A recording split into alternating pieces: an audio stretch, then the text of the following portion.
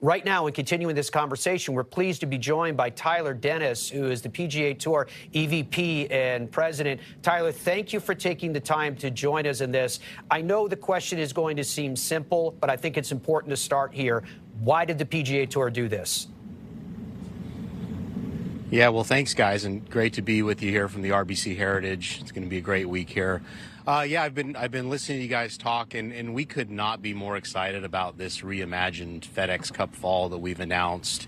We're always wanting to take our product forward and evolve it, really for our fans, and we've taken what's really a fantastic set of events. There's 7 events on our fall calendar, and we feel like we've added a couple dimensions to it to really have more consequence and more drama as we leave the FedEx Cup playoffs, go into this FedEx Cup Fall, and we're really excited about it. I agree with everything you guys were saying.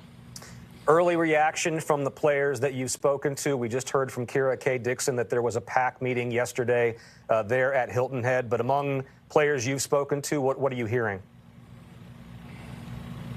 We're hearing really positive things across the whole membership, and this goes back to last summer, where we started to announce the different pieces of our schedule and how we're evolving it. Obviously, everyone's familiar with what we've done with the designated events, the January to August race to get into the FedEx Cup playoffs. The playoff field sizes are smaller. But this last piece, the FedEx Cup Fall, has really been an important thing to the players because we've got great tournaments. They each have their own kind of brand, and I heard you guys talking about several of them. The players love each of them in their own way. But now they come at the end of the season, and there's drama there. There's drama, to try to keep your card, get in the 125, but also we've added this new dimension to try to get in that 51 to 60 to get into those first designated events. So it really ties together well and is a great competitive, dramatic story as we get in the fall. And I think it's important to note that the benefits of winning a fall event are just as strong as they've ever been. They're receiving a full allocation of 500 FedEx Cup points to the winner, official World Golf Rankings. If you win, you get a 2-season exemption, get into the Century Tournament of Champions, continued access into the various major championships that have categories for winners. So it really comes together, I think, in a way that fans will really enjoy and connect more directly to the immediacy of what's going on in the fall. And Tyler, was that always the case when you guys were trying to figure out what you were going to do with this FedEx Cup Fall?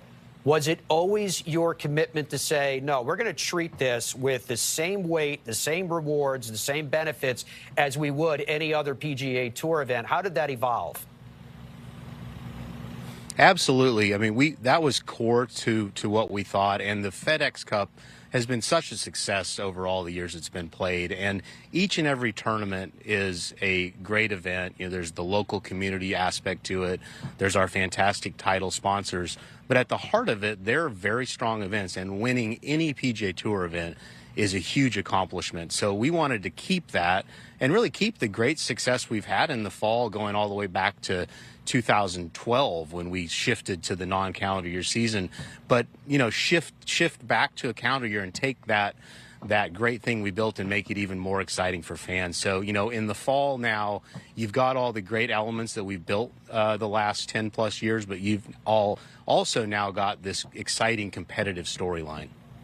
How do you think these changes will affect the concepts of, for example, Q School or the Korn Ferry Tour? Like, what sort of ancillary effects do you think these changes on the PGA Tour could have on those concepts?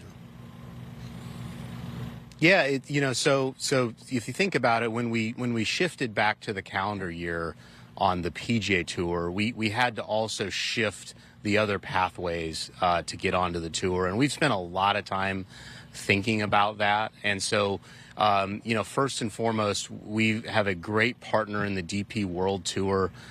Top players from Europe have long come to the PGA Tour and gained access via various pathways, and we've formalized that. I think viewers are familiar. There's going to be 10 cards from the DP World Tour. The Korn Ferry Tour couldn't be more important to us. That now shifts to a calendar year and is going to provide 30 cards. And we brought something back that, again, those from the past will remember, where we've returned the Q School to have PGA Tour cards. There's going to be 5 cards and ties. So those pathways, along with the changes we made to PGA Tour University, are really making those clear ways of a top player, whether it's an up-and-coming star or a returning player, to get onto the PGA Tour. And it all really falls in nicely with this competitive race in the fall. Tyler, I wanted to ask you, too, we've been talking about, you mentioned how unique the FedEx Cup Fall events are, and how many of them have been around for a long time, and each has their own particular flavor at that. I'm curious, when you approached the organizers, we heard from Davis Love in our soundbite from Kira, but when you approached these events, how receptive were they to the changes in the fall? They have all been very receptive, and there's a lot of change that's gone on the last year, and one of the things I'm so proud of our PGA Tour family, if you will, across our sponsors and our players, our tournament organizations, is they're all about making the tour better, and I think they're excited about it. They're hearing from players, they're hearing that they still love the tournaments for what they are, but now you've had this additional storyline of really a lot of players, having to play and make sure they're positioning themselves correctly, whether it's trying to get in those designated events early in the year, being in that top 10, or just keeping your card. So they're getting a lot of good feedback, what I'm hearing in the communities locally, and it adds more meaning, more consequence to a time of year when our fans are, our core fans really want to watch golf going on. Tyler, I know that a lot of work went into it, and I know that a lot of these stories will unfold as we get to the fall. Thank you very much for the time, and we look forward to hearing more about it as we go along. Thank you, guys. Appreciate being on today.